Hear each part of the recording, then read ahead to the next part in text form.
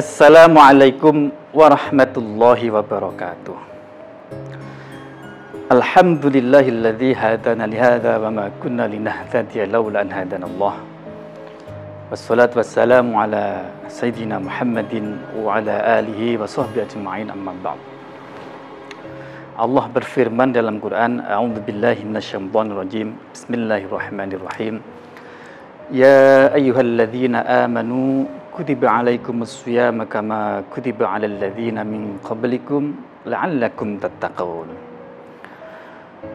Di dalam ayat ini menurut Allah Subhanahu wa taala bahwa puasa itu pada ujung-ujungnya adalah untuk membentuk agar seseorang itu menjadi orang yang bertakwa kepada Allah Subhanahu wa taala.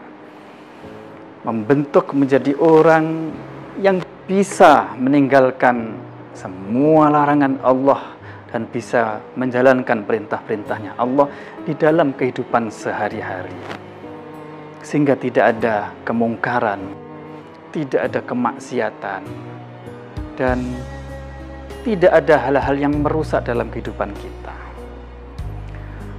Namun faktanya, bertahun-tahun kita ini ya melakukan puasa, tapi kenapa ya kok ya begini-begini aja, maksiat masih jalan, kemudian perintah pun tidak sepenuhnya kita jalankan dengan baik dan benar. Apa yang salah dengan puasa ini, dengan puasa kita?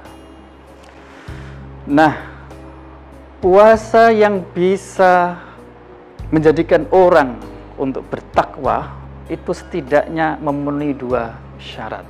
Yang pertama, memenuhi syurutus sihah, yaitu syarat-syarat agar puasanya itu sah dianggap oleh Allah Subhanahu wa taala sehingga menggugurkan kewajiban. Tentu puasa seperti ini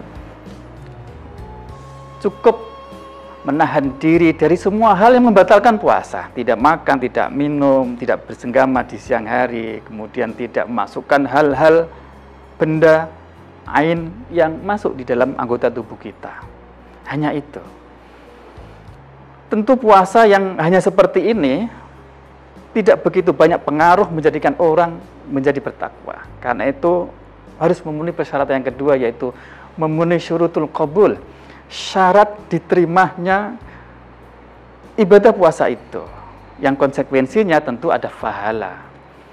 Nah, ibadah puasa yang tidak memenuhi persyaratan qabul ini nanti kelak tidak mendapatkan apa-apa.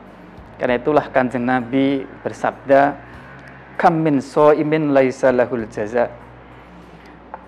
illal ju' wal atas.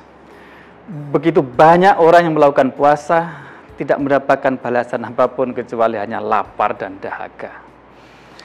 Nah, apa hal-hal yang menyebabkan seseorang ini tidak mendapatkan pahala puasa? Puasanya ditolak sekalipun tetap sah.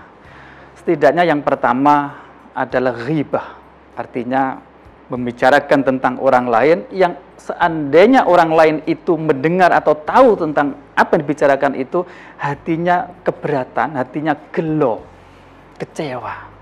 Itu termasuk ghibah. Yang kedua, namimah, mengadu domba, al-kidhab, berkata yang bohong, kemudian melakukan hal yang menimbulkan syahwat. Misalnya mata dipakai untuk memandang sesuatu, kemudian syahwat, maka munculnya syahwat seperti ini akan menghilangkan pahala puasa sekalipun puasanya itu sah dan dianggap cukup, tidak perlu diganti di hari yang lain. Yang berikutnya misalnya adalah ucapan-ucapan yang memaki, ngatai dan seterusnya, ucapan yang kotor itu mesti harus dihindari agar puasa kita diterima oleh Allah, mengandung nilai pahala yang kelak nanti bisa kita nikmati di akhirat.